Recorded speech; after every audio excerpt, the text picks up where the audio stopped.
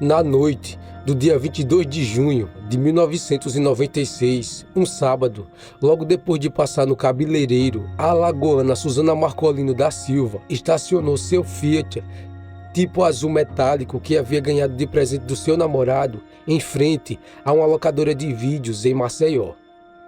Com salto alto, penteado de festa, unhas pintadas de vermelho e batom da mesma cor, ela entrou na loja e saiu alguns minutos depois. Saiu de lá com uma fita VHS dentro de uma sacola plástica. De volta ao carro, Suzana deu a partida e rumou para a casa de praia onde o namorado, Paulo César Farias, o PC, a esperava para jantar. Os dois beberam uísque, vinho, champanhe e comeram camarão até às cerca de 00h30, acompanhados de um irmão de PC, Augusto, da namorada deste, a Milane. Suzana jamais assistiria ao filme que alugaram no início daquela noite. Na manhã seguinte, por volta das 11 horas, ela e Paulo César seriam encontrados mortos na cama, cada qual com um tiro no peito. A versão oficial dada pela polícia de Alagoas é que, em meio a uma crise de ciúmes, Suzana tinha atirado no namorado e, em seguida, apontado o cano curto do revólver da marca Rossi, calibre 38, contra o próprio corpo e puxado o gatilho. Mesmo na época, muitos acharam difícil de engolir. A tese concorrente é a de que o homicídio seguido de suicídio não passou de uma farsa, providencialmente armada para encobrir o verdadeiro assassino. Durante anos, os dois lados em contenda agarraram-se a laudos divergentes elaborados por diferentes equipes de peritos que, durante a investigação da morte de Paulo César e Suzana, debruçaram-se sobre o cenário do crime. Abre aspas. Não tenho dúvidas de que havia mais alguém na cena do crime, além de PC e Suzana. Foi essa terceira pessoa que matou os dois, fecha aspas, afirma o jornalista Lucas Figueiredo. Abre aspas. Essa versão de duplo assassinato é absurda e sensacionalista. A verdade é que Suzana matou Paulo César e em seguida se matou.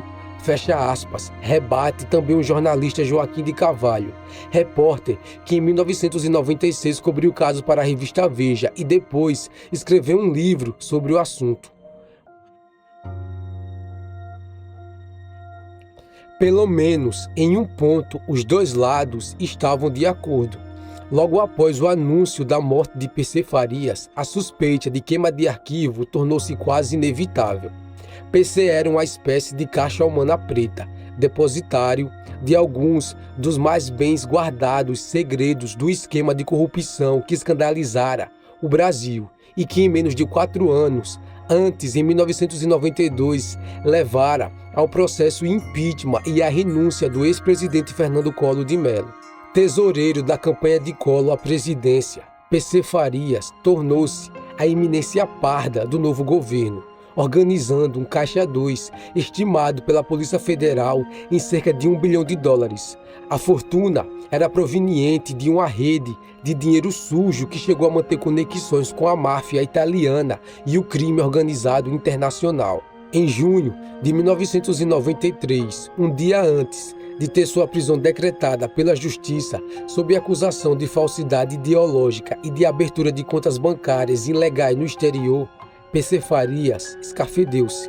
Passou 152 dias foragido, despistando seguidamente a Polícia Federal e a Interpol, esgueirando-se pelo Paraguai, Argentina, Uruguai, Inglaterra e Tailândia, onde finalmente foi preso em novembro daquele ano, após recorrer ao inacreditável disfarce de príncipe árabe durante sua permanência em Londres.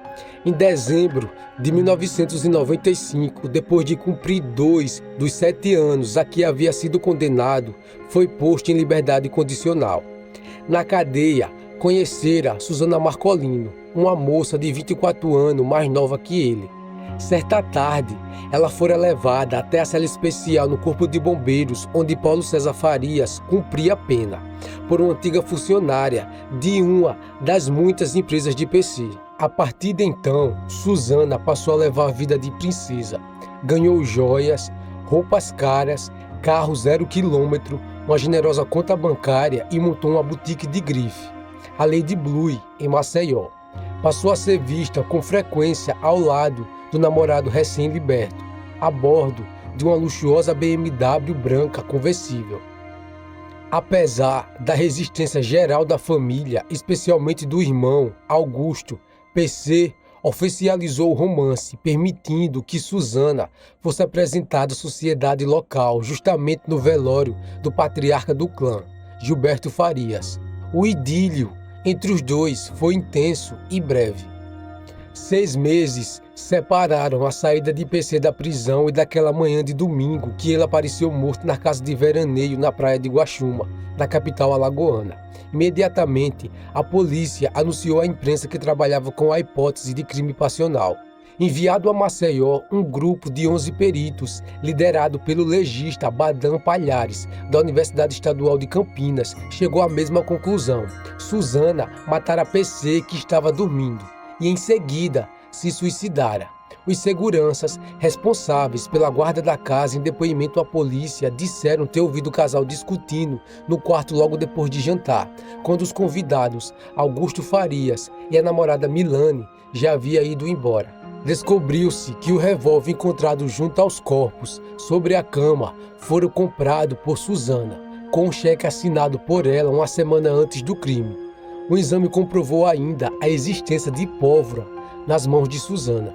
Além disso, pessoas próximas a PC sabiam que o ex-tesoureiro de Collor, a moça do amor, tido por todos como mulherengo e galanteador, andava traindo a namorada com outra mulher, Cláudia Dantas, filha de José Dantas Rodrigues, o manda-chuva da política local alagoana. Abre aspas. Segundo os especialistas, todo crime é resultado de uma equação de 3 variáveis. É preciso que haja o motivo, o instrumento e a oportunidade. Susana atendia aos 3 requisitos: o ciúme, por estar sendo trocada, o revólver comprado por ela e a embriaguez de PC naquela noite, o que o tornava alvo fácil. Fecha aspas, diz o jornalista Joaquim de Carvalho, que na Veja daquela semana assinaria uma matéria taxada, intitulada Caso Encerrado. Mas não faltou quem se recusasse a acreditar que o poderoso chefão do chamado esquema PC houvesse morrido pelas mãos da namorada. Justamente uma semana antes de depor no Supremo Tribunal Federal em uma investigação sobre o suposto pagamento de suborno a membros do governo Collor, PC Farias, claro, sabia demais. Por mais de uma vez anunciara que escreveria um livro detalhando todo o esquema, não pagaria sozinho pelos crimes de que fora acusado.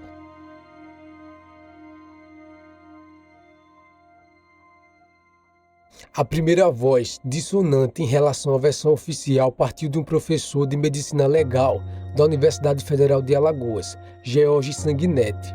Ele concluiu que, pela localização do ferimento, pela posição do corpo de PC, pela estatura de Susana e pelo ângulo do disparo, abre aspas, a única forma dela ter apertado o gatilho era se estivesse levitando, fecha aspas. Outras dúvidas começaram a pipocar quase simultaneamente pela imprensa. Abre aspas. Para o esclarecimento definitivo do caso, foi necessário fazer nova perícia, fecha aspas, diz o delegado Alcides Andrades. Para tanto, os corpos de Susana e Paulo César foram novamente exumados. Abre aspas. Um novo exame nas mãos de Susana confirmou a presença de pólvora, mas em pequena quantidade, e não se encontraram resíduos de chumbo, bário e antimônio, elementos metálicos que integram as substâncias químicas iniciadoras da espoleta, fecha aspas, afirma o promotor Luiz Vasconcelos. Mas o detalhe que mais chamou a atenção na chamada Guerra dos Laudos foi a discussão sobre a altura real de Susana Marcolino. Conforme Palhares, ela media 1,67 metros. De acordo com o novo laudo, ela teria 10 centímetros a menos. Os legistas da segunda equipe recalcularam então a trajetória da bala, tomando como base o buraco que ela deixara na parede após transpassar o corpo de Susana. Concluíram que, se Susana estava sentada na cama, como indicava a primeira reconstituição, o tiro deveria ter passado à altura de sua cabeça e não atingido o pulmão esquerdo, como o fizera. Mesmo com as dúvidas trazidas à luz pelo segundo laudo, o caso prosseguiu arquivado.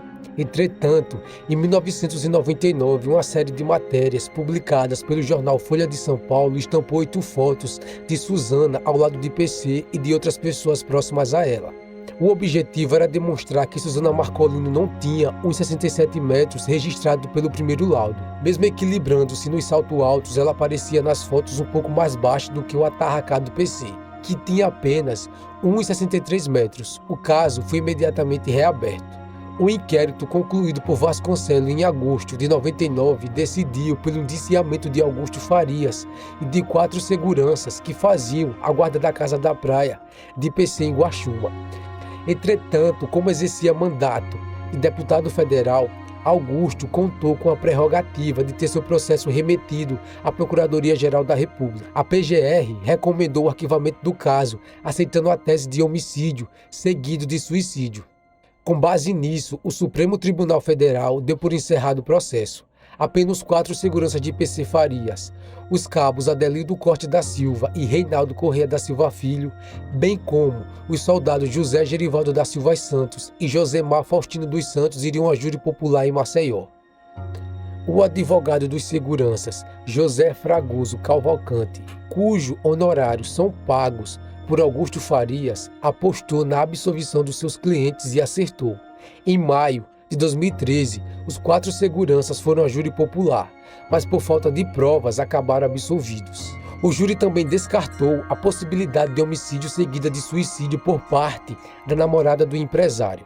Abre aspas, não há crime passional com um único disparo e o tiro deflagrado foi de profissional. Jamais Suzana Marcolino teria condições de ser autora do disparo. Havia uma hemorragia interna com 1 litro de sangue no pulmão esquerdo e meio litro no pulmão direito, fecha aspas, afirma o laudo de sanguinete. Foi concluído que PC Farias foi assassinado por queima de arquivo e sua namorada era apenas a pessoa errada, no lugar errado. O telefone celular de Suzana, que sumiu na cena do crime, jamais foi encontrado e o autor do crime permanece desconhecido após anos. Resta saber quem foi o culpado e o que vai acontecer com os responsáveis pela versão oficial.